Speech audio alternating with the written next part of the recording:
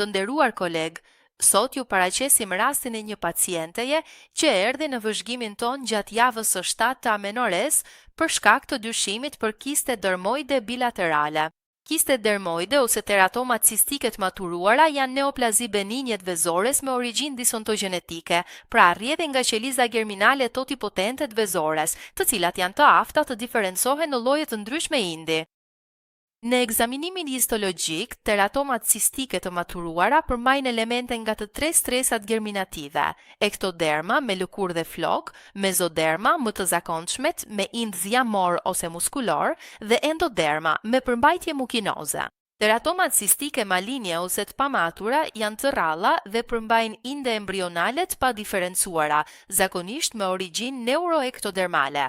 Në ekografi, këto zakonisht janë solide, me formë të parregullt dhe me vaskularizim brenda lezionit. Cista dermoide, në popullatën e përgjithshme, përbëj rreth 20 deri në 30% të gjitha neoplazive ovariane, me një kulm incidencë midis të 20-tave dhe të 40-tave. Prandaj është e rrallë që ato të shfaqen para pubertetit ose pas menopauzës. Për këtë arsye, është tumori benin që më shpesh shoqërohet me shtatzënin. Prania e cistave dermoide në të dy vezoret, megjithatë, nuk është e zakonshme, duke përfaqësuar afërsisht vetëm 10% të rasteve.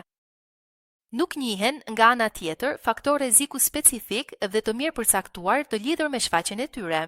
Sa i përket klinikës, teratomat cistike të pjekura janë përgjithsisht asimptomatike. Kur janë simptomatike, mund të shkaktojnë dhimbje kronike ose akute të legenit, ndjesi peshe ose tensione në zonën pelvike, çrregullime urinare ose të zorëve për shkak të efektit të masës. Ekografia transvaginale është ekzaminimi i parë dhe shpesh është diagnostikues. Janë lesionet karakterizuara nga kufi të rregullt dhe të mirë përcaktuar, përgjithsisht vaskularizimi mungon ose është minimal dhe është periferik. Përmbajtja e kistës është e përzier.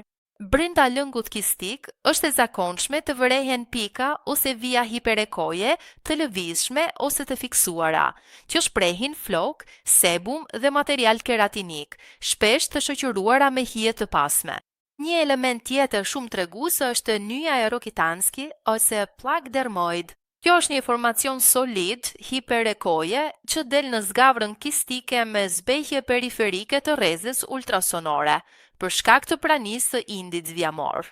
Tani po ju tregoj videon ekografike që lidhet me rastin që ju paralajmërova në fillim të kësaj prezantimi.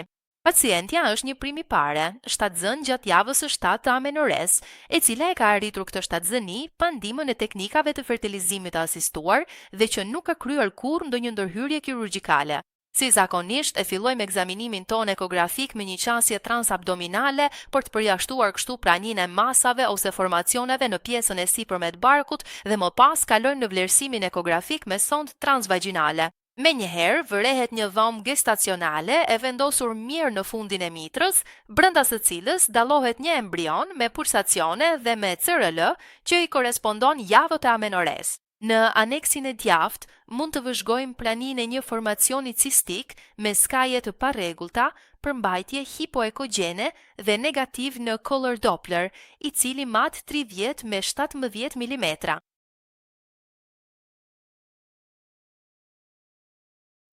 Brenda këtij formacioni mund të vërehet prania e një noduli hiperekogjen me hije akustike të pasme, gjë që është mjaft karakteristike për diagnozën e një kisti dermoid.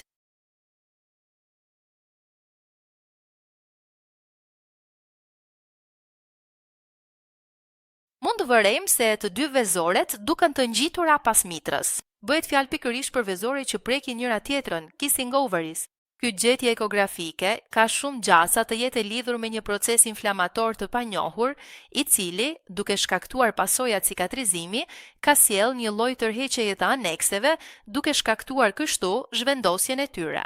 Tani kalojmë te studimi i aneksit të djathtë. Edhe ky duket i zënë nga një formacion hipoekogjen, i cili paraqitet me skaje të rregullta dhe për masa të përafërta prej 17 me 16 mm. Ky formacion i vërejtur paraqitet tërësisht negativ në color Doppler dhe për këtë arsye ai konsiderohet, edhe në këtë rast, si një kist dermoid.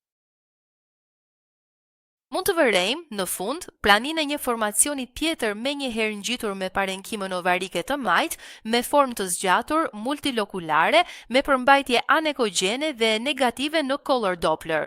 Kjo mund të jetë fillimisht një kist aderencial, i lidhur me një proces inflamator me natyrë të panjohur, ose mund të lidhet me një hidrosalpinks, dhe kështu septet e vëzhguara në të vërtetë janë pasojë e përthyrjes së tubës vet, e cila duket e zgjeruar dhe me përmbajtje anekogjene.